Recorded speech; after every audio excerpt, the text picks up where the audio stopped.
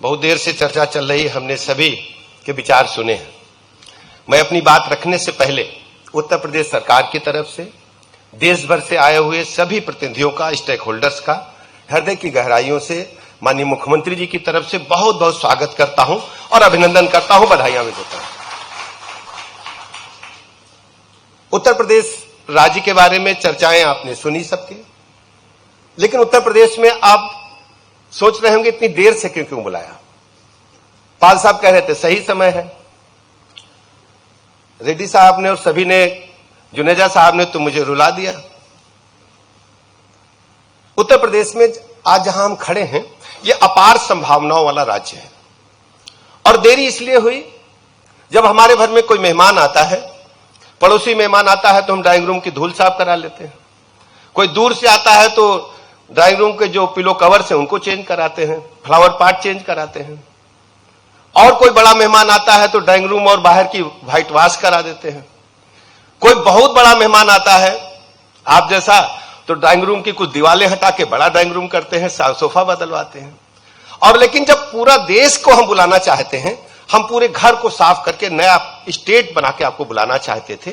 आज हम कह सकते हैं इन 8 वर्षों में हमने राज्य को पूरी तरह से आमूलचूल परिवर्तन की ओर लाने का काम किया। हमारे सामने सबसे बड़ी चुनौती हमारा इंफ्रास्ट्रक्चर था। टूटी सड़कें, बदहाल सड़कें, बिजली नहीं। टोरेंट के लोग तो बिजली के लिए काम कर रहे हैं। एक हफ्ता बिजली दिन में आती थी, एक हफ्ता रात में आती थी। यूपी में पूरे दिन बिजली नहीं मिलती थी। बड़े रिश्तेदार आते थे, पूछते थे जीजा फूफा कि बत्ती दिन की है कि रात की। पूछिए, बैठे हैं हमारे टोरेंट के साहब। अब बत्ती लगातार 75 जिलों को हम तय समय सीमा के अनुसार 75 जिलों को हेडक्वार्टर्स को राउंड क्लॉक बिजली दे रहे हैं। बिजली की हमारे पास कोई कमी नहीं है। आज पीक आवर में 17 से पहले हम जब 15,000-17,000 मेगावाट बिजली खर्च करते थे तो अखबार में छपता था पीक आवर में हमने 15,000 मेगावाट बिजली खर्च की। आज हम 30-32 हजार मेगावाट बिजली पीक आवर में खर्च कर रहे हैं। बिजली की कोई समस्या नहीं है। 75 जिलों को हमने 4 लेन से जोड़ने का काम किया है। एक्सप्रेसवेज बनाया है, सर्वाधिक एक्सप्रेसवेज हमारे पास है। आप मेरठ से अगर प्रयागराज जाने के सोचते तो 2 दिन लगता था, अब उद्घाटन होने जा रहा, आपको कुछ घंटे में पहुंचाएंगे। और माननीय प्रधानमंत्री जी का अभिनंदन कि उन्होंने इस बजट में उसको हरिद्वार जोड़ दिया। एक गंगा स्नान हरिद्वार में करिए और दूसरा प्रयागराज में संगम पे करिए, कुछ घंटों में करिए। अद्भुत इंफ्रास्ट्रक्चर आपको मिलेगा। रेलवे की गति हमने बढ़ाई है, नई ट्रेनें, वंदे भारत जैसी ट्रेनें दी है। 17 एयरपोर्ट अभी चल रहे, कुछ दिन में 21 एयरपोर्ट हो जाएंगे। और एशिया का सबसे बड़ा एयरपोर्ट जेवर में कुछ दिन के बाद आपको मिलने वाला है। कनेक्टिविटी बेहतर। फिर लाइन ऑर्डर की बात आती है। इसी स्टेट में 17 से पहले क्या हालात थे? बहु बेटी सुरक्षित नहीं थी, प्लाट मकान दुकान कब्जा होता था, कोई उद्योग लगा ले तो चौथ वसूली, गुंडा टैक्स देना पड़ता था। आज उत्तर प्रदेश माफिया विहीन है। माननीय मुख्यमंत्री जी ने जिस ढंग से इस स्टेट को माफिया विहीन किया, पूरे देश में चर्चा। आज उत्तर प्रदेश में ऑर्गेनाइज्ड क्रिमिनल्स नहीं है, संगठित माफिया गिरोह जीरो, या तो जेल में है या अपनी जगह पर है। छुटपुट वैमनस्यता में जो घटनाएं हो रही हैं उनमें हमने कड़ी कार्रवाई की। अपना पराया नहीं देखा, छोटा बड़ा नहीं देखा, गरीब अमीर नहीं देखा। जिसने कानून तोड़ा है कानून के तहत कड़ी कार्रवाई हुई है। अब इस नंबर आता उद्योग का, तो हमने इन्वेस्टर समिट किए, ग्लोबल इन्वेस्टर समिट किया, ग्राउंड ब्रेकिंग सेरेमनी किया। आप सब लोग आए, उसमें फार्मा इंडस्ट्रीज भी थी। लेकिन अलग से फार्मा को क्यों बुलाया? आपके मन में विचार आता होगा कि इन्वेस्टर समिट में तो हम सब लोग आए थे, अलग से क्या व्यवस्था पड़ी? हम आपके सामने ये कहने के लिए आए हैं, अभी तक जितने बातें हुई वो दवाई के निर्माण के संबंध में हुई है। उत्तर प्रदेश में क्यों दवा बने, इस पर चर्चा मैं करूंगा आपके समक्ष में, क्योंकि हम एक आपके पास उपभोक्ता है। उत्तर प्रदेश का इंफ्रास्ट्रक्चर हेल्थ का क्या है? आज हमारे पास सर्वाधिक मेडिकल कॉलेज हैं। आज हमारे पास 81 मेडिकल कॉलेज पूरी क्षमता के साथ राज्य में काम कर रहे हैं। इसमें हम इंस्टीट्यूशन को नहीं मिला रहे हैं। पीजीआई जैसा हमारे पास बड़ा इंस्टीट्यूशन, वहां भी पढ़ाई होती है। लोहिया इंस्टीट्यूट हमारा बेहतर एमबीबीएस एमडीएमएस की पढ़ाई कर रहा है, वहां भी पढ़ाई होती है। केजीएमयू जैसे संस्थान है जो वर्ल्ड क्लास संस्थान है। किंग जॉर्ज मेडिकल यूनिवर्सिटी का नाम मेडिकल इंडस्ट्री में लिखा जाएगा तभी पूरा इतिहास हो पाएगा। केजीएमयू के बगैर इतिहास पूरा नहीं हो सकता। वहां भी पढ़ाई होती है।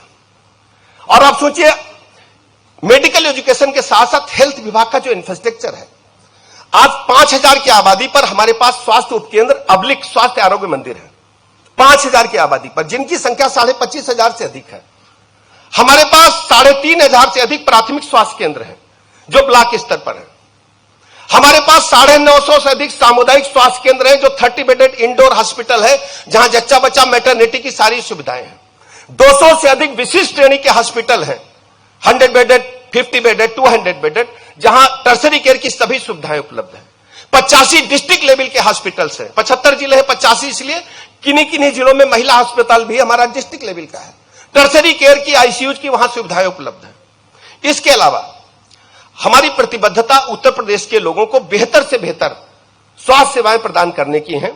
तो आप देखेंगे कि हमारे पास जो ओपीडी है, पूरे वर्ष में हम 50 करोड़ से अधिक लोगों को ओपीडी में देखने का काम करते हैं। मरीज हमारे पास 50 करोड़ लोग मरीज हैं जो ओपीडी में साल भर में आते हैं।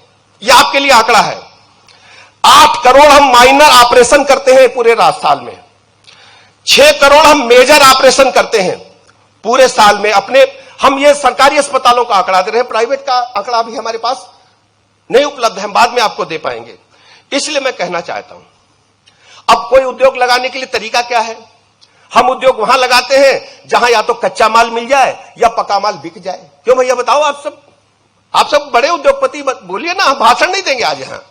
यही तरीका ना सांघवी साहब?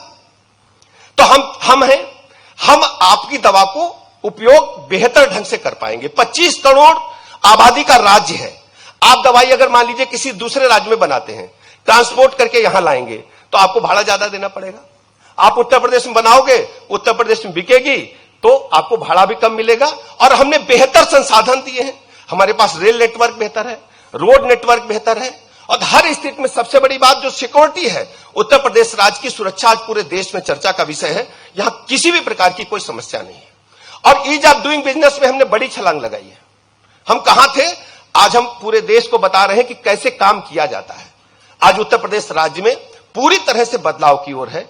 हम सिंगल विंडो सिस्टम के माध्यम से सब्सिडीज की हमने घोषणा की है। तो आप सब हमसे जुड़े, हम आपका बहुत बहुत हृदय की गहराइयों से स्वागत करते हैं और आपका भरोसा दिलाते हैं कि आपकी बनाए हुए जो प्रोडक्ट्स हैं वो वर्ल्ड क्लास हैं। और उत्तर प्रदेश राज्य आपके साथ, आप जो दवा उत्तर प्रदेश में बनाएंगे उनको प्राथमिकता के आधार पर आपसे खरीद करके मरीजों की सेवा के लिए लगाने का काम करेगी। हमारा प्रथम ध्येय लोगों की सेवा करना है। हमारे पास मेडिकल सप्लाई कॉर्पोरेशन है जिसका मिनिमम बजट 1000 करोड़ रुपए एक साल का है। तो हम लगातार वृद्धि कर रहे हैं। डिस्ट्रिक्ट लेवल पर जो परचेजिंग होती है वो अलग है।